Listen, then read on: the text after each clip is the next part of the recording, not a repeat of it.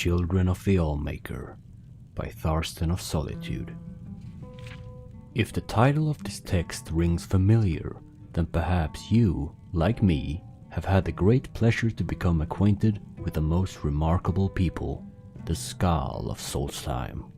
Upon first meeting these gentle wild folk, I was immediately impressed with their great hospitality. They welcomed me into their homes, one and all, without the slightest hint of suspicion or uncertainty. Trust, it seems, comes readily to the Skal. In appearance, the Skal are clearly of Nord ancestry.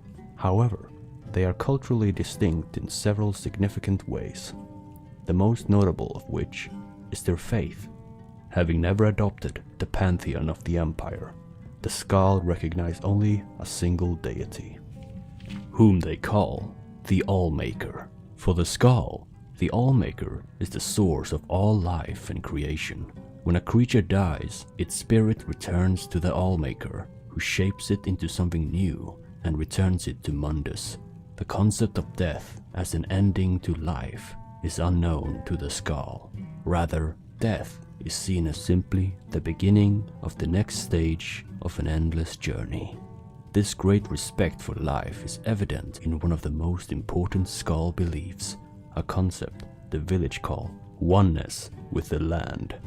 The Skal try to live in harmony with their surroundings, making as small an impact on their environment as possible.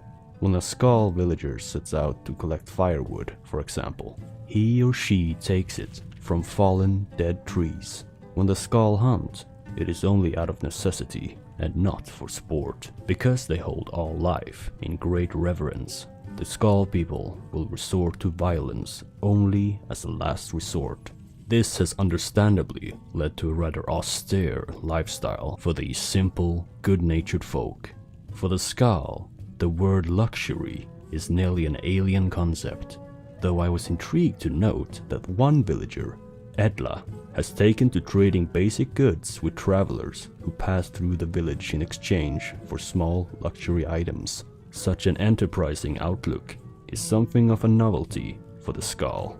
Though it saddens me to conclude this account on such a somber note, it is impossible to deny the hard truth that the Skal people are dwindling. In a century or two, it is possible that their unique way of life will be lost to the world forever, reduced to little more than a footnote in the great epic of history.